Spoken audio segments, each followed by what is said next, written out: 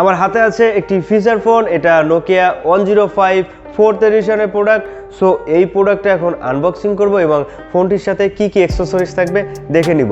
তো গাইস, ফোনটি আনবক্সিং করলাম এবং দেখতে পাচ্ছেন এটা হচ্ছে আমাদের সেই কাঙ্ক্ষিত ডিভাইস 105 4th এডিশনের ব্লু কালার।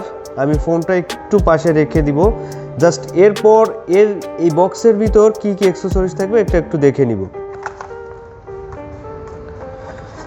এটা হচ্ছে ব্যাটারি,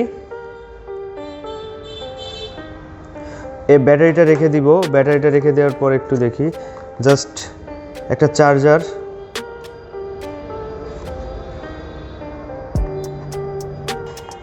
এরপর পেয়ে যাবেন একটা ইউজার গাইড। সো এটা অনেক বড় সাইজের, এবং একটা ওয়ারেন্টি কার্ড। সো এই ছিল আনবক্সিং ভিডিও। জাস্ট ফোনটা একটু ওপেন করে নেই। ফোনটা কিন্তু অলরেডি ওপেন হয়ে গেছে। এর যে ইউআইটা আছে, ইউআইটা আপনাদেরকে একটু দেখাবো।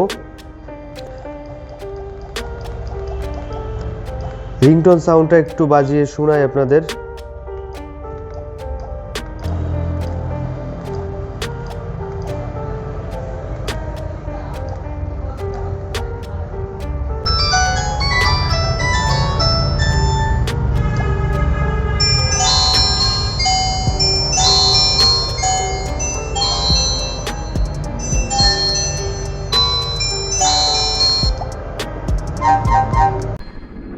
সো গাইজ, ফোনটির ভালো দিক, খারাপ দিক এবং প্রাইস সম্পর্কে আপনাদের সাথে শেয়ার করব।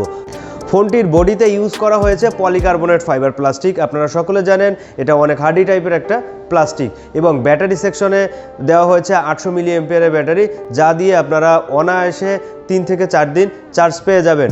দুটি সিম ইউজ করা যাবে এবং ফোনটিতে কোনো মেমোরি কার্ডের অপশান থাকছে না। কন্ট্যাক্ট সেভ করা যাবে 2000 এবং ফোনটিতে SMS সেভ করা যাবে 500। করা হয়েছে 1.77 ইঞ্চ TFT ডিসপ্লে, যা কিনা অনেক ছোট টাইপের একটা ডিসপ্লে। রাবার টাইপের কিপ্যাড ইউজ করা হয়েছে, আপনারা একটু দেখলে বুঝতে পারবেন।